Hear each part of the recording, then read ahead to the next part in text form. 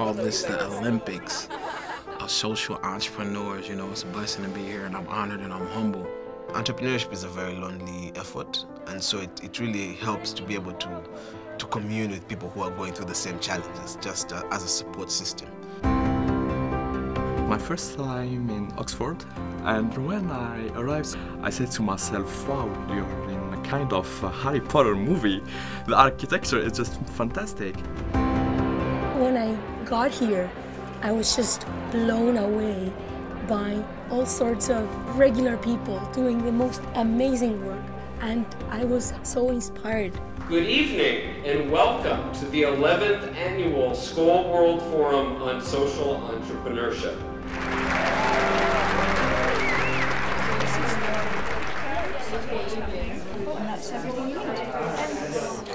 The Young Leaders Initiative is a way of really bringing the power, the intellect, the creativity of young people to the forum, so that a global audience can hear their passion, can hear their desires, can hear their aspirations, because they really are the future. We brought together 14 young people from across the world, from 13 different countries, who have shown leadership potential and commitment to social issues and social enterprise. Hello. Rafia. Nice to meet you. While they're at Skoll, they'll have the opportunity to participate in the conference itself, which brings together globally recognized leaders in social enterprise and social entrepreneurship, and they'll have the chance to meet these leaders, to network with them, to learn from them, to talk about their own initiatives, talk about their own stories and what makes them passionate. We work with marginalized children and youth. So that's like street kids. I was going to become an engineer, probably make a lot more money than I'm making now, but spending most of my days behind a computer screen. And there was a part of me that wasn't sure if that was the kind of life I wanted to have. I'm a girl whose life has been rescued through education. I gave my time after school programs. First garden in a neighborhood where it was a concrete jungle. When I was younger, made some bad decisions. Judge actually told me, you can either do your community service or you can go to jail. My interest in supporting other persons with disability access employment comes from the fact that 10 years ago I was looking for a job, and when I showed up for an interview, the interviewers didn't imagine in their remotest of ideas that I could work. Brazil is one of the wealthiest countries in the world.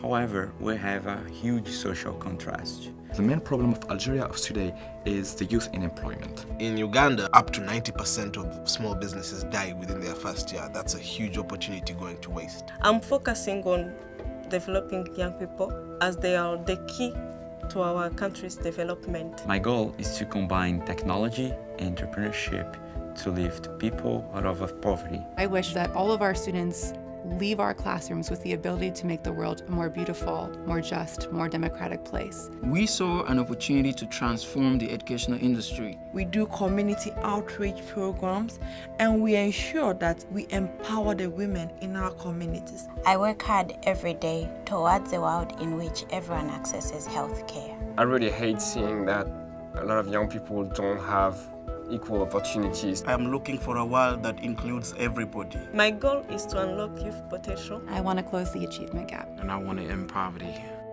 Well, I think frustration is what often spurs us on. It was 30 years ago this year that I was trying to get from Puerto Rico to the British Virgin Islands on another airline. The sessions that take place are quite amazing, and again, it's people who've had dozens of years sometimes of experience working for incredible organizations who are just very genuinely willing to share what they've been doing.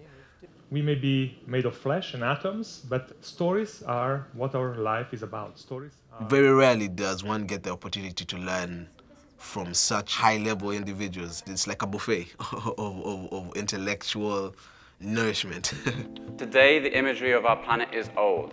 We posit that if we could take images of the whole planet every day, we'd be able to take care of our spaceship Earth. Even in my short life of 16 years, I have witnessed human beings turning against each other. Every person I'm talking to, I got my notebook. I'm taking notes, you know, because I've realized mentoring helps. If you want to be great, you have to sit under somebody that's great. I can learn something from everybody. The reason you have 3 minutes to tell your story this morning is because you never know who you're going to be next to at any given moment and have an opportunity for a story that could change everything. a group of us had the opportunity to hear the stories of young people and to feed back to them the power of their stories. So some say silence is golden. But for many men, women and children in rural Malawi, silence is actually torture.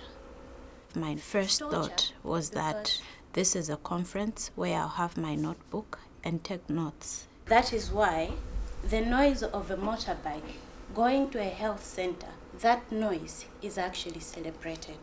What I did not grasp completely is the fact that my voice was also required. Good morning, everyone. Thank you so much for being here today. I really appreciate your time to listen to my story. There are hundreds of thousands of families living in slum communities in Jakarta. But at 23, I went through the most impactful experience I've ever had. I was diagnosed with cancer. Our ambition is nothing less but the whole world free of poverty. One of the most beautiful things about this initiative is the ability to be able to, work together and listen to one another. I'm very inspired by technology. And you mentioned resilience as an essential quality of entrepreneurs, and we find that these young people are actually among the most resilient you could meet. In Kenya, we have an educational system that expects everyone to climb a tree as a way of an exam. Tell me how a person on a wheelchair is going to climb a tree. Coming into this space, it helps you clarify what is it that you're doing and how do you want to do it, and what are the kind of synergies that you can build across the continents. My quest to break the cycle of poverty in my home has been what inspired me to be a leader today. There's one thing I've learned from this forum: ambition. I've learned that we always have to be ambitious. I've been so inspired by the fellow young leaders.